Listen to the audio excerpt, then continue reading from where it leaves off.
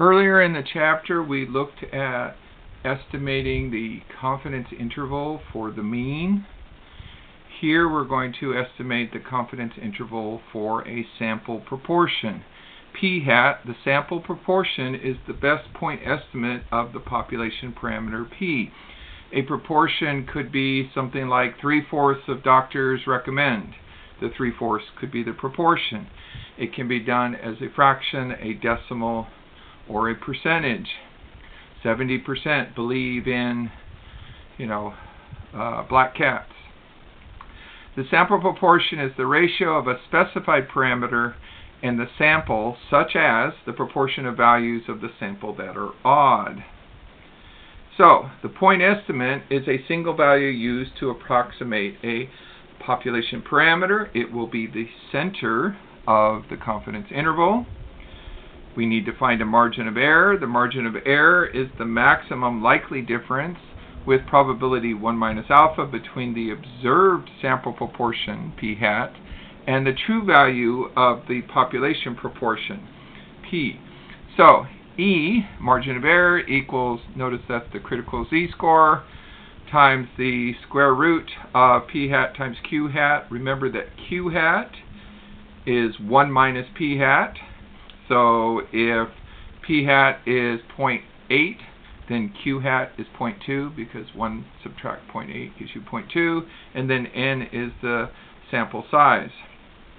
So the confidence interval is an estimate of the range of values used to estimate the true value of a population parameter. Sometimes the confidence interval is abbreviated CI, and for proportion we have p hat subtract the margin of error E on the lower end, and p hat plus the margin of error E on the upper end.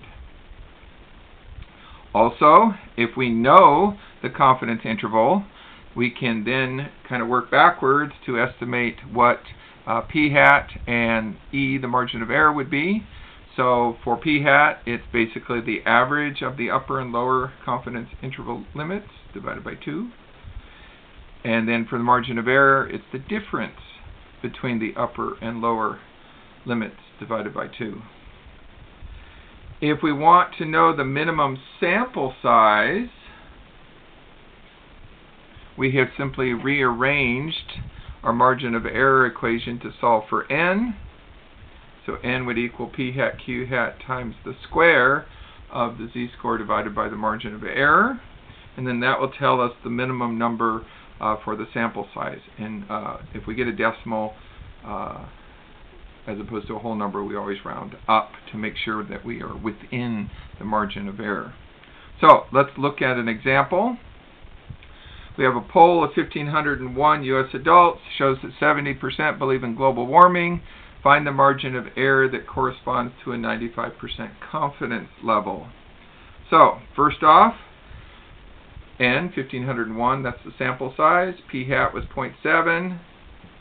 Therefore, Q hat is 0.3. 1 minus the 0.7 gives us the 0.3. Our critical z-score is 1.96. To review, we did this earlier in the chapter. If we have 95%, that's the center. That's the most likely place to find our parameter. So that means on the edges, on the extremes, 0.025 on the right and left. But table 4 for z-scores only goes to the left, so we have to subtract this from 1. This is what we actually look up inside the table, inside the area of the table. So when we look up 0.975, we see that that matches a z-score of 1.96. So on the right side, we would have 1.96. On the left side, we would have negative 1.96. Between those two scores are values that we would expect to find. Outside of these z-scores would be values we would not expect to find. So now that I have that, I can go ahead and plug these numbers into my equation. So the 1.96 times the square root, 0.7 times 0.3 over 1501, and it gives us 0.0232. And so there is our margin of error. In part B, now that we have our margin of error, we're going to go ahead and create our confidence interval. And again, it is p hat subtract the margin of error and p hat plus the margin of error. So 0.7, so it's the same, 0.7, subtract the 0.023, 0.7 plus the 0.023, and then there is our confidence interval, the estimate of where the true population proportion should fall. Now, suppose instead of trying to create a confidence interval, we wanted to know how many adults to survey to have a certain margin of error. So anytime you see a poll on TV in which they say the margin of error is plus or minus 3% or something like that, recognize that that is actually connected to the number that was in the sample. So let's assume that we have a 95% confidence interval or a level again, and we don't want the sample percentage to be in error by more than 3 percentage points. So first, we're going to assume from a previous 2006 survey that p hat was 75%. So if the p hat is 75% or 0.75, q hat is 0.25, there's our 1.96, which was the z-score, divided by 0.03. Again, 3 percentage points would be 0.03 as a decimal. Don't forget the square. We end up with n is 800.3. We round up to 801.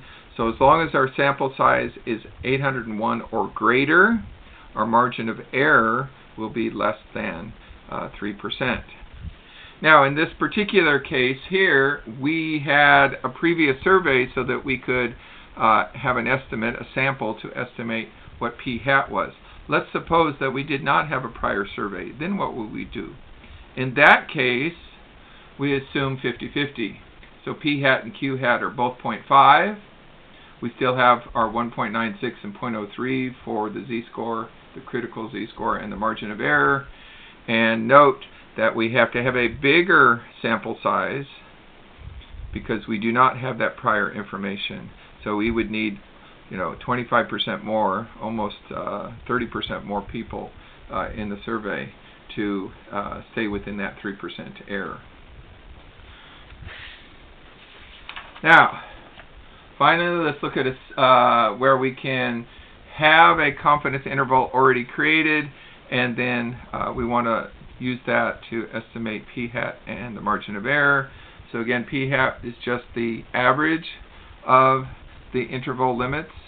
So here, 58% to 81%, that's 0.81 plus 0.58 divided by 2. P hat was 0.695 originally. And then for a margin of error, it's the difference between the two limits. And by the way, I would always pick the bigger one, subtract the smaller one, so it's a positive value. It really doesn't matter, but I would always do it that way. So 0.81, subtract the 0.58, divide by 2. Our margin of error was 0.115. And so, some examples that we've already seen before with mean. Now we have it with proportion.